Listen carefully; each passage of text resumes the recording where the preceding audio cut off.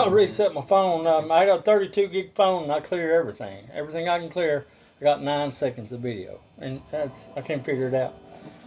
32 gigs, 9 seconds. I mean, all my space is used up. I don't know what kind of space is being used, but anyway, I was going to give a little guitar lesson, but I was going to do some comedy. I just laughter helps me. My dad is a blessing. He's I think I get some of my humor from him. He's usually not really funny around me. He is at times. But anyway, this is classic Bill Paisley. And my dad was over here when I hadn't had the house too long. I had a bunch of fire detectors, and I just tore them down and everything, put them in like certain drawers, and it kind of reminds me of a kid because, well, this is the whole story. But Betty, his wife, and bless her heart, she would come in here and she said, "What's that beeping?" And I could barely hear it, and she said, "There's something beeping in the kitchen, And we kept looking around. I said, "Well, I bet it's one of them fire detectors, because when the battery gets low, they beep." And when I was a kid, we had this Christmas ornament, and it was up in my closet, and it would do the same thing. It would chirp, just go beep. I just lived with it. It did that for about 6 years. I mean, that's how long that battery lasted. It was powered it up enough to chirp. I didn't know what it was. But I'd hear it in the closet. But that's what it was doing. And Betty kept saying, "What's that beep?" And Dad said, we were looking, couldn't find it. And Dad said, "You need a beep detector." I about lost it. That's classic. I mean, how can you think of something like that? You need to go to Lowe's and get a beep detector. Can't find the beep, Oh, Lord. That's classic. I just love that. I laugh so hard. Anyway, here's another joke. I learned this one from some comedian, but it's hilarious. This couple, they checked into the Watergate Hotel. And I don't know if there's such a thing, but the Watergate Hotel and everything, they get up there in their room, and they's laying in bed kind of late, And his wife said, "I just don't feel right about being in here. You think there's a bug in here?" And he said, "Honey, there ain't no bug in here. I mean, like surveillance, Watergate." And he said, "Honey, let's go to bed." He said, "No, you got to get up and check around for a bug, He said, "Okay." And he started looking through the drawers and started looking under the mattress and everything and under the table. And there's this underneath their table, and it's a pretty nice hotel. It had a table and stuff, kitchenette. So he moved the table because I had this rug under the table. And so he flipped the rug up, and sure enough, there's a plate with that big round screws in it. And he said, "Honey, you have a screwdriver in my purse?" And he said, "Okay, I'll whatever." So he got the screwdriver out and thing and took that plate off. And he said, "No, there's nothing under here, honey." And he said, "Well, okay, let's go to bed." Anyway, he checking out the next day and went down there and turned the keys in. And he said, "How'd y'all sleep?" And he said, "Oh, we slept great." And he said, he said, "Well, we had some troubles last night. Somebody's chandelier fell."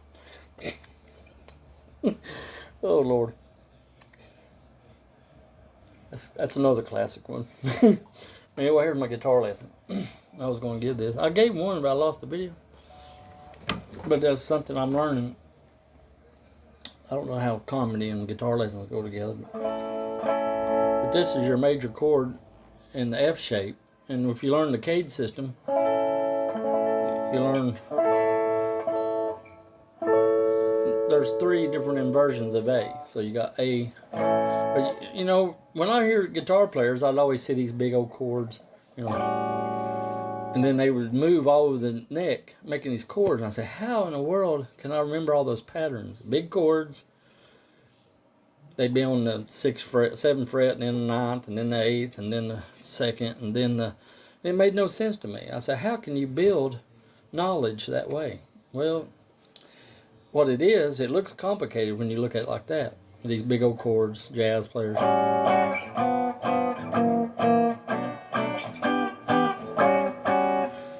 But there's a system to music that makes things easier than it looks. So when you got these big chords going around everywhere, all these crazy shapes, but it looks like you need an extra hand to make them. What it is, it's the CADE system. And it's just the basic building blocks of music made simpler in triads and inversions.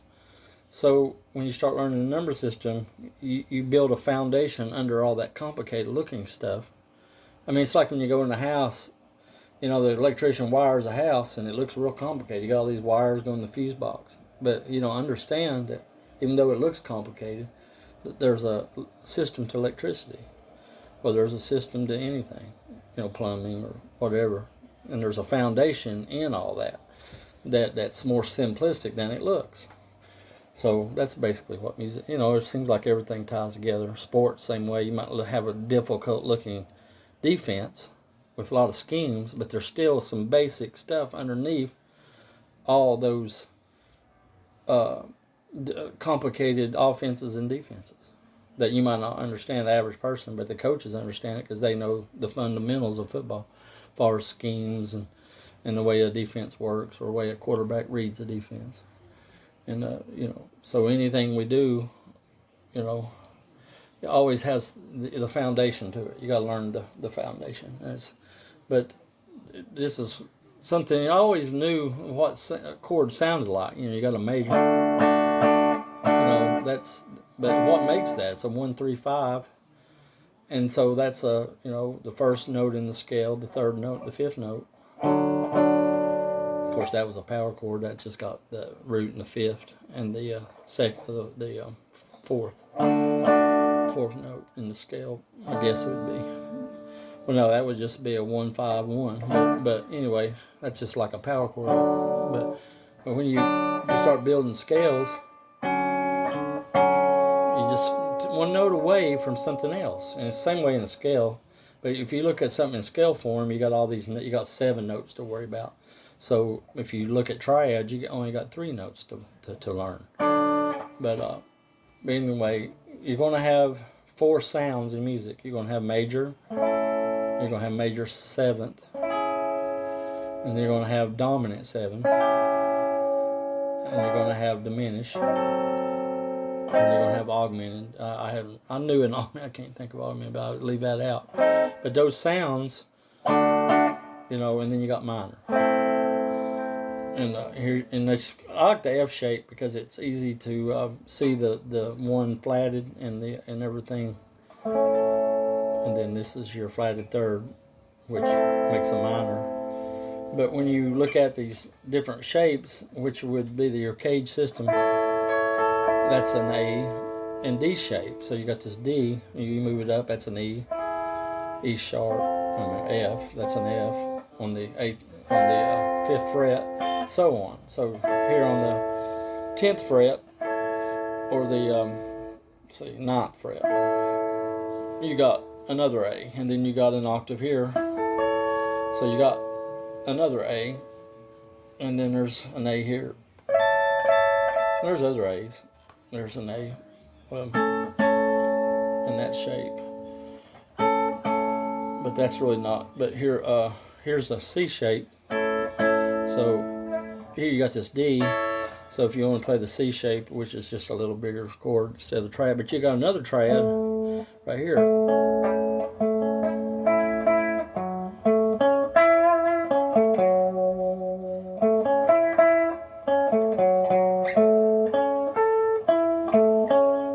Start learning your triads on the first 3 strings and the second set of strings and the second set up, and then run all your triads in those shapes, and then the guitar starts tying together. You start seeing the guitar linearly, and I never did. I just always played by ear, and I would get, if I'd be in one chord, I'd have to go down here and make a cowboy chord because I didn't know one up here. So if I'd be reading a chart or something, I knew this would be, an E or whatever. But if I wanted to go to an F or something, I'd just have to play it here. I mean, maybe not, but most of the time I would have to do stuff like that.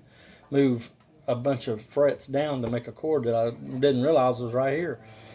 Just a few notes away. So a guitar player, he has this knowledge in his head that's built into the way he plays, and he don't have to search for stuff. And there's nothing wrong. Sometimes when you search for things, it's so creative, and you'll say, hey man, how did I come up with that? Well, it was just by accident, which kind of sounds cool, but you'll make mistakes to get to that one right lick. if you don't know the guitar, and when you're a professional, you can't make mistakes. You just can't. It just sounds terrible. So when I would play in church or something, I knew when I couldn't cover something by my ear, I just turned down, and then somehow a light would come on, and I would be able to play something I would hear, and then I would turn up a little bit and ease into the song. Because I was just the guitar player and we had other instruments, so they didn't miss me too much. But when you're really a guitar band, you can't do that. But anyway, that's your major seventh. I learned chords like that a long time ago. Mike Gann taught them to me. A major seventh. I learned these chords.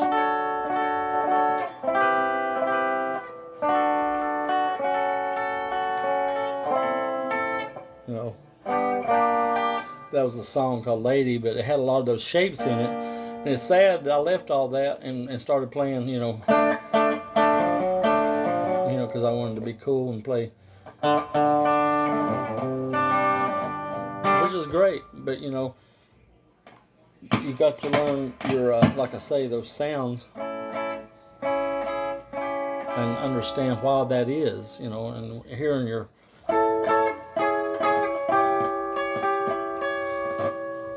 you got to learn that all over the neck, all those chord shapes. So when you want to play a minor up here, you know where it is, or you want to play a major seventh. And so that's what I'm learning. I don't work at it enough because there's exercises that you can learn, to map the guitar out. The cage system is something you got to learn. And then this Guthrie Trapp said, scales are great and everything, especially for, learning how to play, as far as your dexterity, practice scales, but it's not going to teach you much music because you won't know how to use that scale.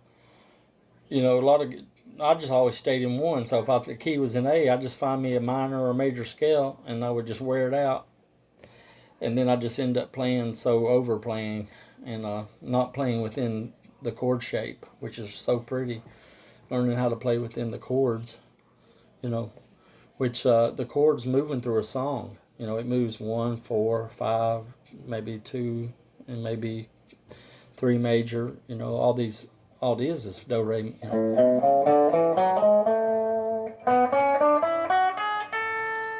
So when you're mapping out or figuring out a chord chart, it's going to have those notes in it, and it might have like a flat or something, but it's going to have basically those major. That 1, 4, 1, 3, 1, 2, 3, 4, 5. But of course, minor is different. Minor would be, but it's still the same thing. You got notes, and each note has a number. So my dad gave me a national number system, and I wish I had learned it. I understood it a little bit, but you got to use the numbers in your chord shapes also. What makes a minor be a flatted third, or and then you got to learn. Or a Mixolydian scale would go over a flat 7. If a chord has a flat 7, it would have an A and a G in it. That would be Mixolydian. And then you got to, of course, it gets more complicated when you start learning modes. You learn what mode scale is over what chord over chord tones, and you start learning chord harmony and the harmonic sounds of music. Because it has a sound, Mixolydian has a sound, that flat 7. Dorian has a sound, and it's really within that chord. What makes that sound? And you got target notes within those scales. Target notes within the scale matching the chord that you gotta, if I'm playing major,